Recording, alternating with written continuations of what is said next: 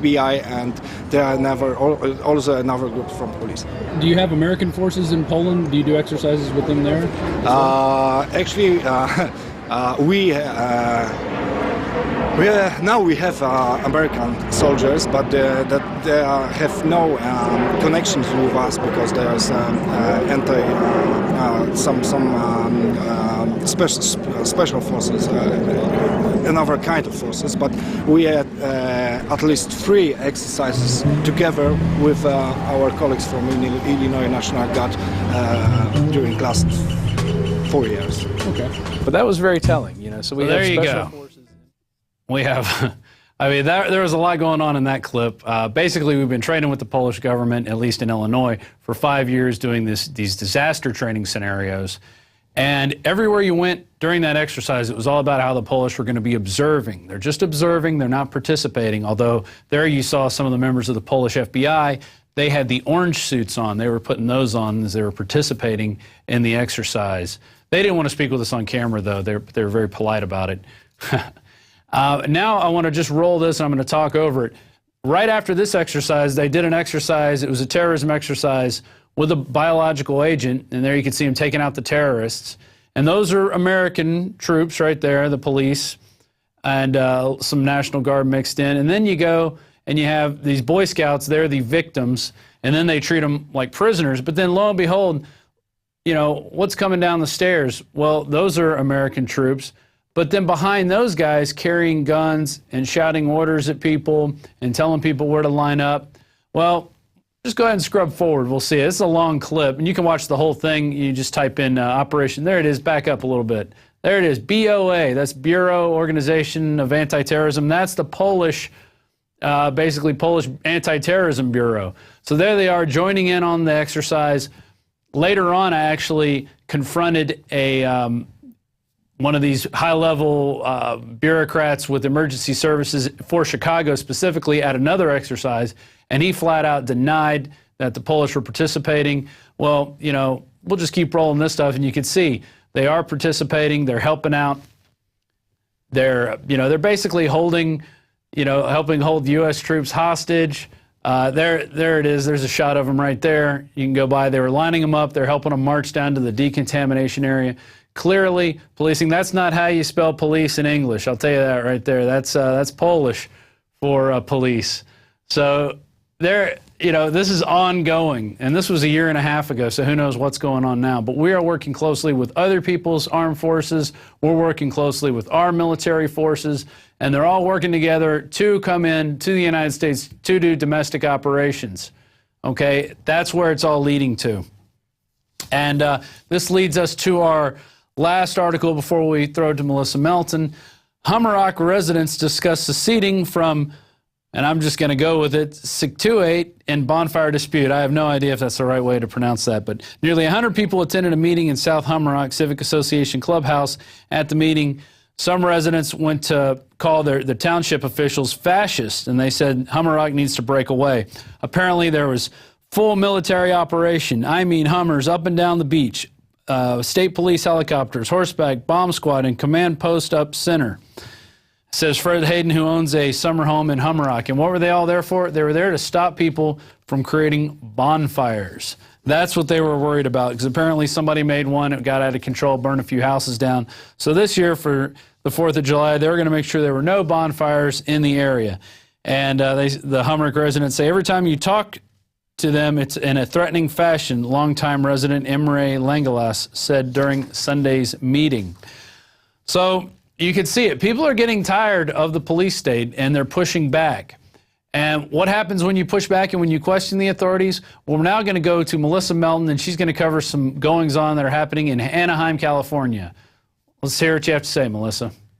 Thanks, Rob. This is Melissa Melton with INFOWARS Nightly News.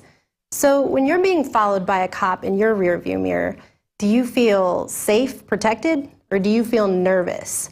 When police shot and killed an unarmed man fleeing on foot in Anaheim, California on Saturday, residents gathered to ask why. Their answer came in the form of police shooting rubber bullets into a crowd of unarmed, terrified civilians, including women and children. And one cop even let loose a canine into the crowd, which took off straight for a baby in a stroller. We've just been showing you some excerpts from this video, but let's take a look at the full clip.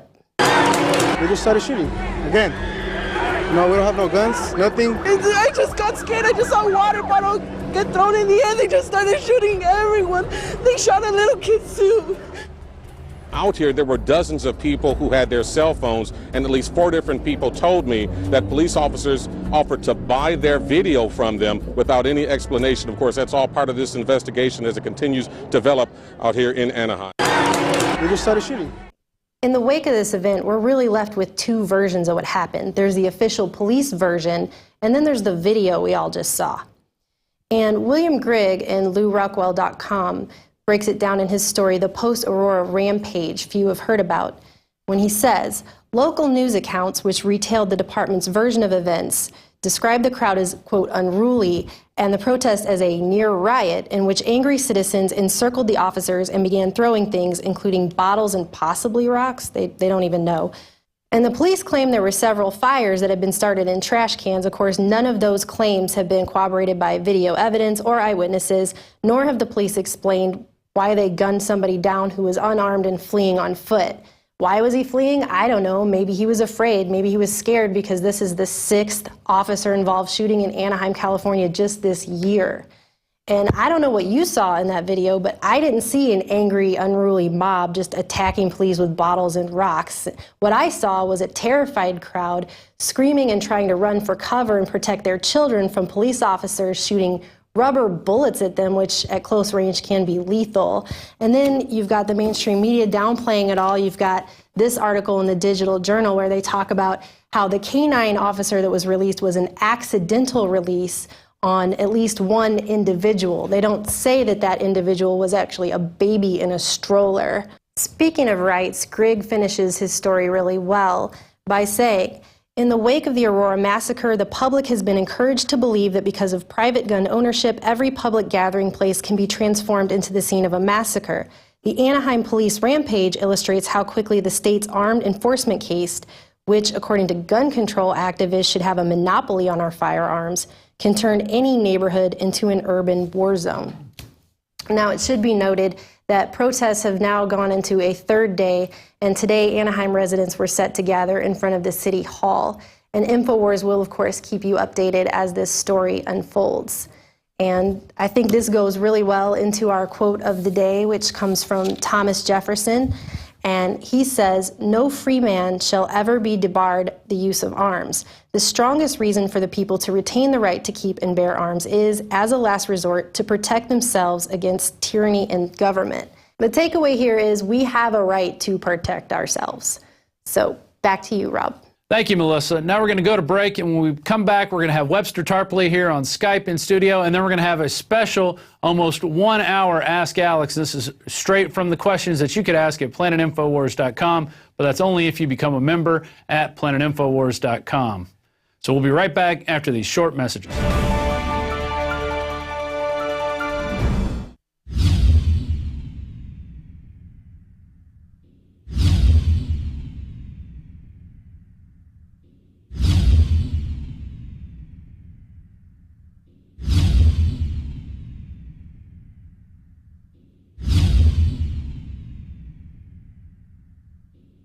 Have you been to InfoWarsShop.com lately? Express your inner patriot with these brand new InfoWars t-shirts. Say it loud with the InfoWars Bullhorn shirt, or educate the sheeple with the Bill of Rights shirt. Grope the public's mind with the TSA shirt. And with this shirt, you can let the dark side know of the Rebel Alliance's power. All available at InfoWarsShop.com. Sick of the globalist eugenicist control freaks adding poison to your water and laughing as you get sick and die? Start purifying your water with ProPure. My friends, I've done a lot of research, and the best gravity filter out there, bar none, is ProPure, and it's available discounted at InfoWars.com. Its filters are silver impregnated to prevent bacterial growth. There's no priming required. It's NSF 42 certified. Optional fluoride filters can reduce fluoride up to 95%. Easy to set up and use. Doesn't doesn't require electricity. Purify water from lakes, streams, ponds, and wells. This filter system leaves in beneficial minerals, which is key. Save money by not buying bottled water and avoid BPA that leaches from the plastic. ProPure is the best gravity-fed filter out there. It's what my family uses. INFOWARS.com already has the lowest price on ProPure. But if you add the promo code WATER at checkout, you get an additional 10% off at INFOWARS.com. You can also call to order 888-253-3139. And we are back. It's Tuesday, July 24th. This is the InfoWars Nightly News. I'm your host, Rob Dew. And we're joined now by Webster Tarpley. He's featured in many films we've done, most notably Obama Deception and Fall of the Republic, where we detail a lot of Barack Obama's plans to go in and start wars in Africa, do more destabilization in the Middle East, and just basically continue the agenda of the globalists. And now for an update on Syria, what's going on there, especially with these new reports of chemical weapons coming out, we turn to Webster Griffin Tarpley. How you doing, sir? Hi, Rob. Thank you very much. So give us that new big update on Syria. Well, I think it's important to point out that we've had some very, very dramatic events, maybe a turning point in the Syrian conflict in the last week, and I think it's been widely misreported or ignored here in the West. If we can just go back a little bit. On July 8th, Hillary Clinton issued a warning to Syria saying, you have very little time left to avoid a catastrophic assault on Syria that will lead to the smashing of the Syrian state, And in response to that, before too long, Russia had announced that they were sending 11 warships to the eastern Mediterranean as a kind of a counterbalance against that. But what Hillary Clinton had in mind, we finally saw last week. It's an attempt by NATO to orchestrate a perfect storm of converging attacks on Syria with the hope that they could bring about the collapse, the catastrophic collapse of the Assad government in the form of a coup d'etat, without the need to have a full-scale NATO bombing campaign, NATO invasion. And the main headline is, so far, this has not worked. It has failed. And I'm maybe just tick these off. I can identify maybe 7 prongs in the attack. First of all, what we found out in the Washington Post in the last couple of days is that the U.S. has been running a campaign, first of all, to get Iraq to prevent direct flights between Iran and Syria, because the U.S. says that's delivering various kinds of war material, sophisticated weapons, and so forth. So they turn the screws on Iraq and get some of these flights canceled. They also turn the screws on Egypt to prevent Iranian ships from going through the Suez Canal, which they have every right to do by a very important international treaty, so that they could deliver things to Syria that way. So that's number one. The second thing that was designed to converge last week was television fakery. This has been known since about the 11th of June.